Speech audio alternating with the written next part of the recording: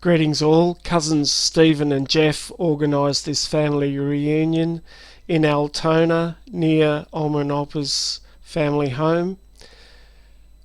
Yesterday it was 35, today would be lucky to have been 15. But it was a really good reunion, and I hope you enjoy this couple of little clips of some talking, remembering by Jeff and Stephen.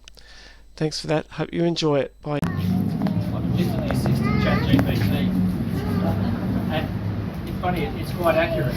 So not everything I say will be mine, but it does reflect my experience. So for many of us, our Dutch Kip ancestry is something we carry with pride. It's woven into our values, our humour, and of course our food. And while we've embraced the Australian way of life, we've also held on to the unique qualities that make being Dutch so special. So first of the Dutch word, ethic and resilience. So one of the greatest gifts of our Dutch heritage is our work ethic. It doesn't always have to be the smartest, but we work hard. They're known for their resilience, resourcefulness and determination, qualities that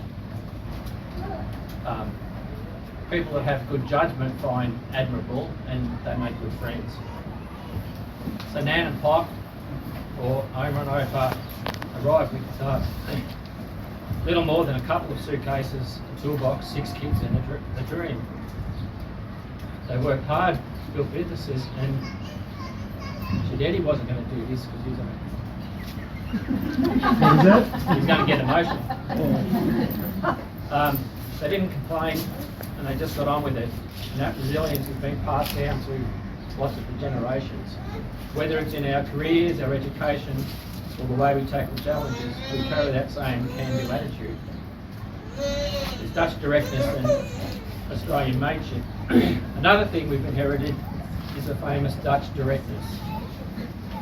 Though the uneducated might call it rudeness.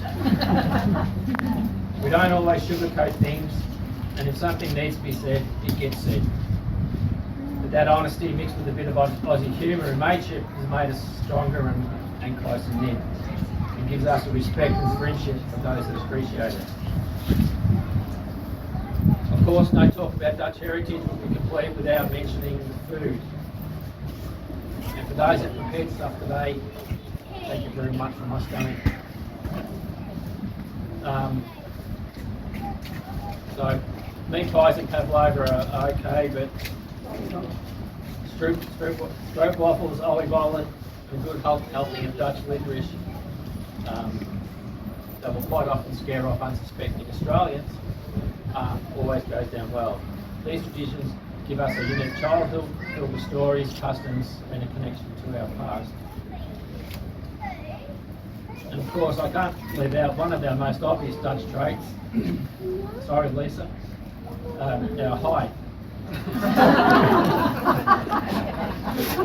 Let's say many of us have been grateful for that extra height in the sports field.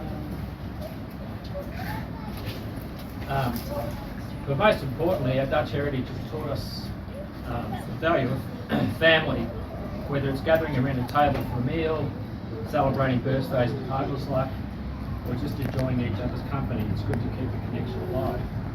Our parents and grandparents made sacrifices that so we can have opportunities, and now their great grandkids are doing that too.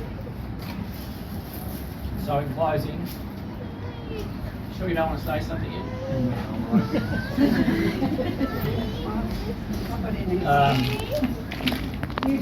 So thank you all for coming. Hope you enjoyed today. Hopefully we can make it a more of a regular thing. And if anyone else would like to come up and say anything, feel free. But just a quick story. We all knew Nan and Pa as Omar and Opa, or like us Nan and Pa, but I remember speaking to Nan about this when she was in her 80s and talking about it. And for the younger people, she came here when she was 40, on her 84th birthday. She said to me, I've lived in Australia now longer than I lived in Holland. She came here when she was 42. So imagine that. lived exactly almost half of her life in 2 different countries. And in that second 42 years, she went home once to see her mother. Once. And if, some of us will remember the phone calls were so expensive that you could pick up the phone and say, hi, happy birthday, and hang up. It was $2 a second. But I said to Nan, how do you feel about that? Do you miss home? And she said, all of my kids came here and married and met beautiful partners, and Auntie Helen's here and my mum's here, and others of that generation. And then she said, and all of the grandkids are happy and have partners or are finding their way in the world. So that was worth everything. And I think she'd be so proud of the fact we're even together celebrating that lesson of Providence where they built the first house. One of my most precious visual memories is actually our grandfather and my dad and your dad on the roof of 43 Upton Street, building around 44. He's fucking ruling it. And I'm older than you. Yeah, you know, and the reason that photo is special to me is because I have it on my work background resume. Every now and then someone asks, what's the history? They bought the timber to build the house frame, and the first thing they had to build was the ladder. The ladder's made from the house frame timber.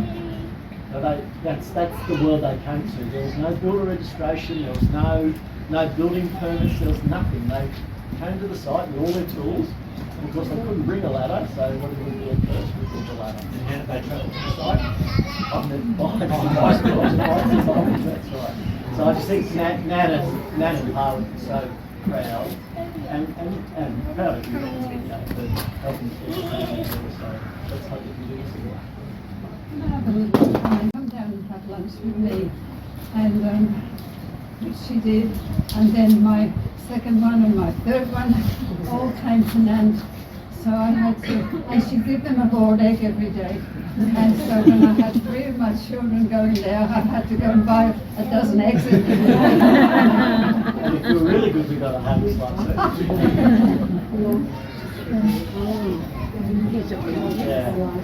Yeah, and my daughter's got Nan's sippy jar from up the street as well. So we use a quarter sippy jar. The long jar. He's always on up on the couch. Which is very fortunate to grow up in that world, isn't it?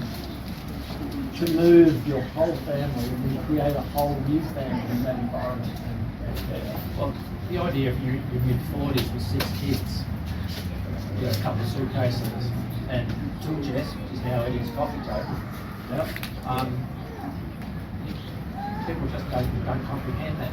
I suppose Stephen, a lot of our parents would shift into a house where there might not be any carpets or there's no curtains. Is that stuff that you had to save up for an add-on? Things were a little bit not superficial, but people aren't prepared now to wait as long as they used to have to wait to gather all their